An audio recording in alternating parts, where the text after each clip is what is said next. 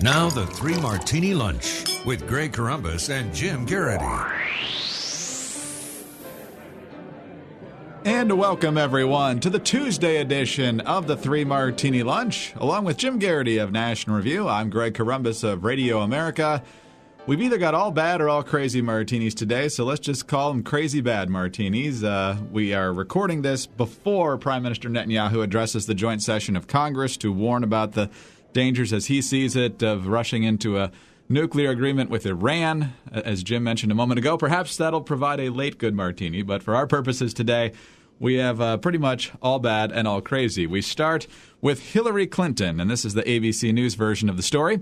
Hillary Clinton used a personal email account exclusively while serving as Secretary of State and may have violated federal requirements, the New York Times reported late Monday. According to the Times, Clinton did not have a government email address during her 4 years at the State Department, and her aides took no action to preserve her emails, which is required by law under the Federal Records Act. These new revelations raise questions about transparency, legality, and certainly security. It's not clear whether any encryption protection existed on her private email account, as is required on government emails. So, Jim, it looks like she's obviously covering her tracks here, but fear not, because Marie Harf has explained what's gone on here. She says, quote, "The State Department has long had access to a wide array of Secretary Clinton's records, including emails between her and department officials who have state.gov accounts." So, you know, if she had sent an email from that private account to somebody at the State Department, we've got that. What are y'all worried about? Yeah, I was going to say, how many listeners can identify the little glitch in that theory?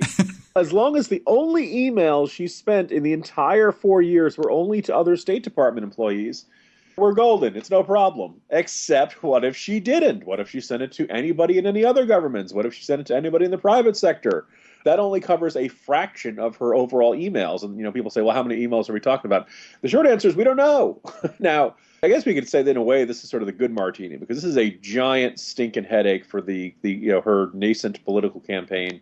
There's no easy way to explain it. They're attempting to say, well, she honored the spirit of the law, which is just bull. Because the whole point of the law is, one, for security purposes, right? I mean, we don't know, Gmail's hackable. Sure. There are all kinds of email accounts that are hackable. The federal government can't protect you if you're not using their own systems from cyber intrusions and things like that.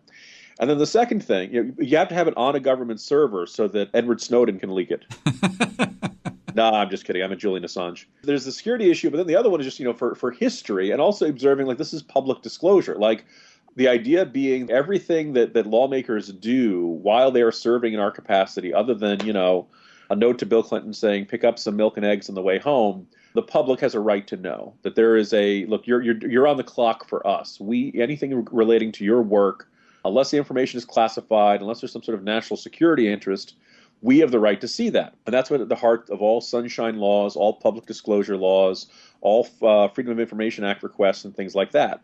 Well, one of the ways to work around all that is to never put your information in the hands of the government, in the case of Hillary Clinton doing this through private email. So the question is, so what was she hiding? What did she not want us to see? And also the fact that this is pretty blatantly violation of federal law, federal rules and regulations, and the spin is just not effective.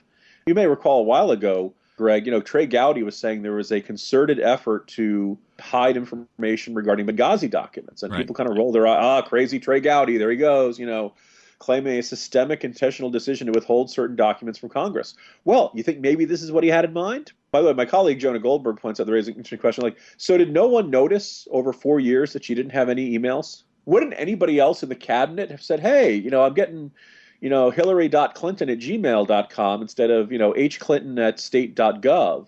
And nobody else in the government ever raised this issue or told her, you got to do this, which kind of indicates the sheer lawlessness at work in this administration. She can't claim to be the most transparent. She'll ever give us the most transparent administration ever.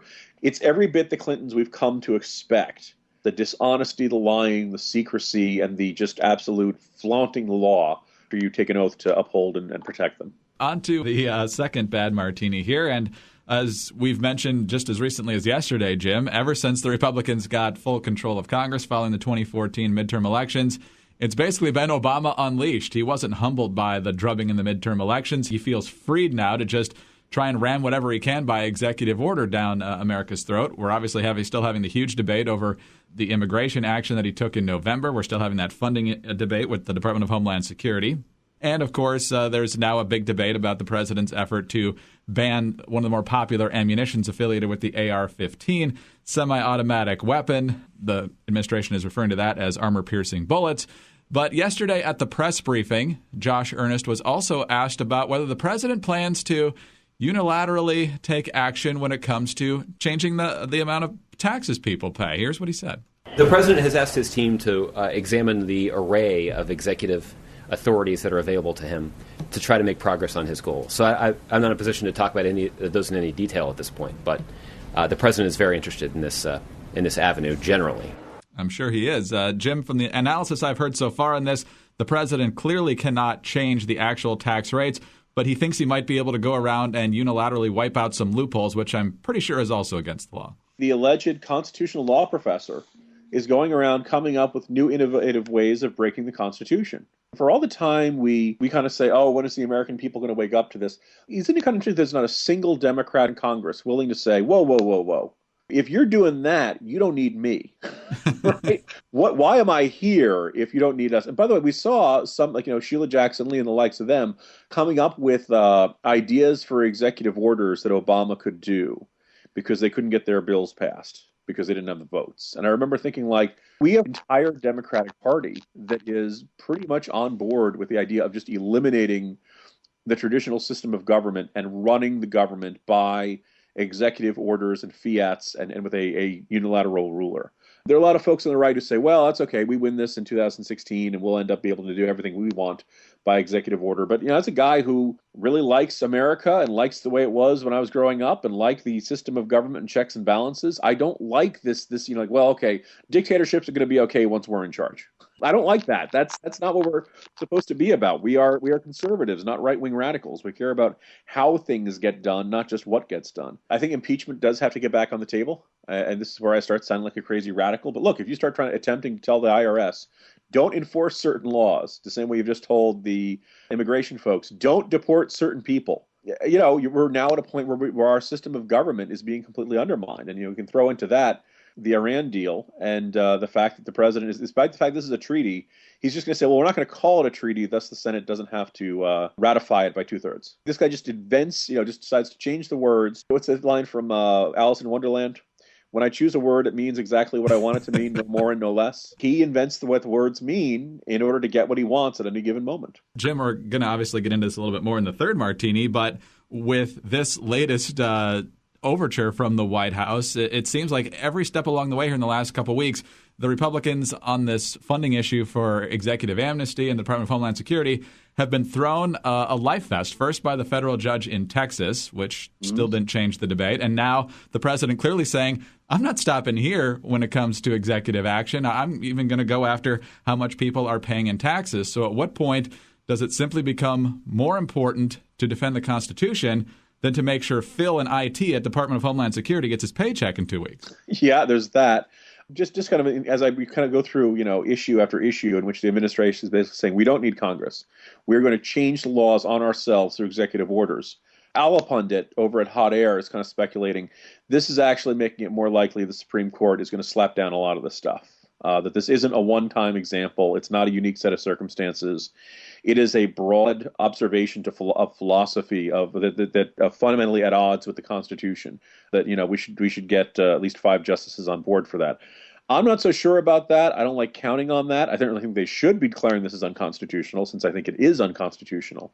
But it could make for some interesting pushback for this administration. And if he ends up losing a lot more of these Supreme Court decisions, then it might alter the perception of Obama's legacy and really kind of start approaching this mentality. He does have a much more dictatorial, fiat-minded mentality than any previous president we've had. Yeah, we'll see. Right now, it looks like there's probably a maximum of 5 who would actually agree with that view, sadly. Although there have been some unanimous decisions on some smaller things like the recess appointment decision and so forth. But all right, on to the crazy martini now, I guess the next crazy martini. And as we know, there was a 1-week extension of funding for Homeland Security late on Friday. So now the debate will unfold this week. The Democrats say they were promised a full, clean Homeland Security funding bill to the end of September by Speaker Boehner in exchange for voting for the 1-week deal. He's saying that's not exactly what happened. We'll see what happens in the next few days. But in the meantime, the 50 to 60 House Republicans who have refused to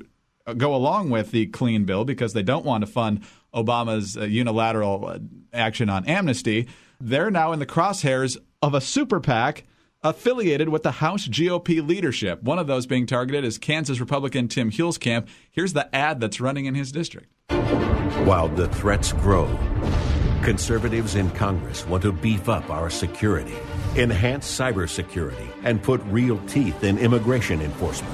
It's the right message to send to our enemies. But some in Washington are willing to put our security at risk by jeopardizing critical security funding. That's the wrong message to send to our enemies. Tell Congressman Tim Huelskamp to fund Homeland Security. Our safety must come first. So that's running in Tim Huelskamp's district, Jim Bridenstine in Oklahoma, and Jim Jordan of Ohio. There's digital efforts in a number of other districts. So, Jim, it's always the establishment that hates it when the conservatives throw challengers into incumbent primaries. But in this situation, they seem to have no trouble firing back the other way. Yeah, you could acknowledge the nightmare scenario for Boehner, that they stick to their guns. They don't approve. They demand Obama sign a bill that does not fund the executive order amnesty. Obama refuses to do it. He blames Republicans. DHS is shut down or operating on minimal staff for a while. And then something terrible happens. ISIS attacks. Something blows up. And you can imagine the way the president and Democrats and everyone else would demagogue the hell out of that scenario from now until the 2016 election. And so I'm not saying that's not a real concern. Having said that, if you're not going to fight this here, there's no particular sense of how you're actually going to fight this.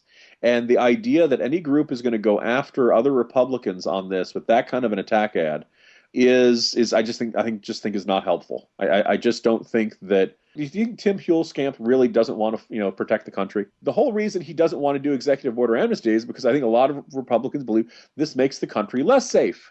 We're just going to be handing out citizenship like it's from a Pez dispenser, or at least work permits, or at least ability to stay in the country. And we don't know. We're giving it to people who've committed crimes, right? Now, even if they're not terrorists, they certainly, some of these people could be dangerous to Americans. And we just don't trust the ability of this administration to sort through them and send back the folks who are committing crimes. Remember when they were debating this, they didn't want drunk driving to be considered a dangerous behavior. All right, now it sure as heck sounds dangerous to me. So Tim Huelskamp and a bunch of these other House conservatives have real beef with that, and you're demonizing them. You are villainizing them for wanting to make that stand. And while as much as I said at the beginning of this answer, I understand where Boehner's coming from, and I understand the idea of trying to avoid shutting down the Department of Homeland Security, it just seems like a utterly unnecessary formation of the circular firing squad to take shots at him and kind of indicate that he doesn't want to protect the country in a nasty attack ad like that. Yeah, it's also interesting the phrasing in there. The conservatives in the House want to get this done. Then there's Tim Huelskamp. Yeah, who's he? Jim, crazy day. Let's hope the Prime Minister gives us a little bit of sanity later this morning. I'll talk to you tomorrow. Here's hoping, Greg. See you tomorrow. Jim Garrity of National Review. I'm Greg Corombos of Radio America. Thanks for being with us today, and be sure to join us again on Wednesday for the next 3 Martini Lunch.